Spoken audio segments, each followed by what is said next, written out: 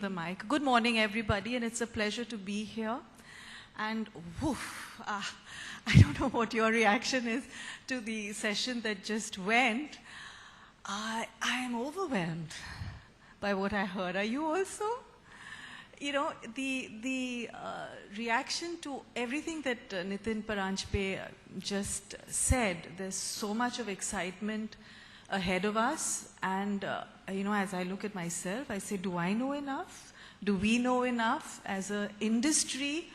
Are we headed in the right direction? Are we putting our thoughts together in the right way? Are we working together to address a future before us that is really challenging and perhaps really exciting? And to address all of that and handle all of that, I'm happy that actually the makers of today's event and occasion, the conclave owners, are actually a medium that we're all so familiar with, we've interact with every day, and it's a digital medium, which is the exchange for media. And kudos to Anurag and his team who dreamt this up years ahead of what we're sitting on today. I mean, they didn't come out with a magazine. They came out with this digital engine with which we all interact every day. But they did do one thing wrong recently, and that is the title of this session that they gave me, which is such a mouthful.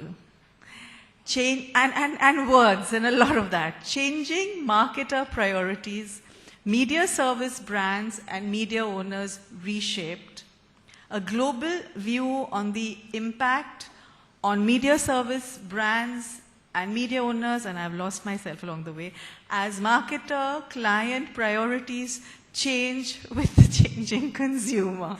Who came up with that? Anurag, Noor, somebody tell me who came up with this. Who did? Naval? Oh, the client. That was right. Anyway, I have to say that then it had to be an agency person who solved this, because, you know, Noor and arranged in Cannes for me to catch up with Mr. Dominic Proctor. And he said, nah, this is not going to be. I have another title, which is, of course, on the table before you, which is the Agency of the Year 2016. Well, I'll come to that slide later. Just to bring everything back into focus before we get into that is one of the things that Nitin harped on, and I think that will keep coming up today, is that the consumer eventually is at the heart of everything that we do. And I think just to come down to reality again, just take a few people, a few consumers in the UK who were, do I take this forward or just this way? Yeah. You know, who were hurt. Their privacy was affected. And they could probably bring down the largest, the most famous, in our context, certainly, media barons of the world. These things also happen. When bad things happen in India, we have a way of saying, okay, that's happened. Will it happen here? But we have a very nice way of addressing these momentous events if they happen to us, including what happened day before yesterday. And I guess shit does happen. And how are we going to address that? How are we going to take that forward? That's the bad side of things. What is the good side of it? You know, the other thing that Nitin spoke about was that you never really know what that consumer is doing, where she's going, what she wants to do. And all of this media planning and buying and scheduling that as agencies of today we are doing is of no use, because we are not really going to use any of these tools or people or anything in 2016 when we go forward. You know, I want to show you something that is sort of dear to me, but would you believe there is no accounting for tastes? There's absolutely no accounting for taste. Sorry. This is somebody called Boo. And Boo is the most famous animal on Facebook. And she has 1.5 million fans.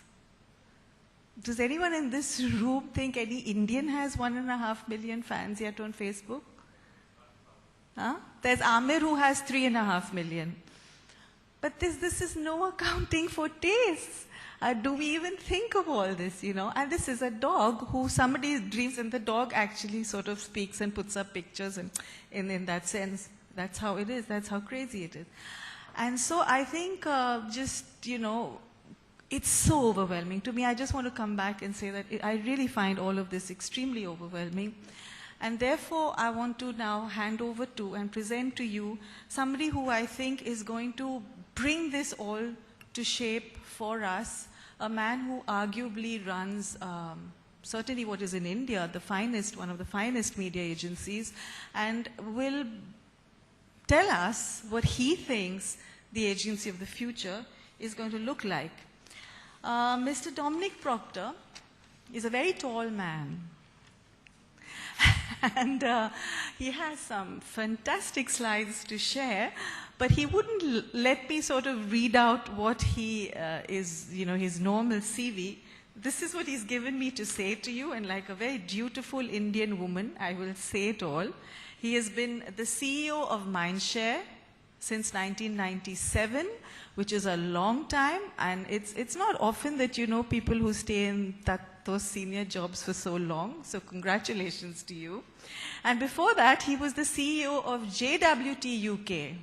So from an advertising agency, he went to a media agency, and I think that itself will probably spark off a few questions later on. He's put a plug for Mindshare. Mindshare has become one of the biggest in the world and leading agency in India. So I said that for you. Lives in London and New York. And most important, he has come here today just to be with us. That says a lot. And that says a lot. Thank you so much, Dominic, and over to you.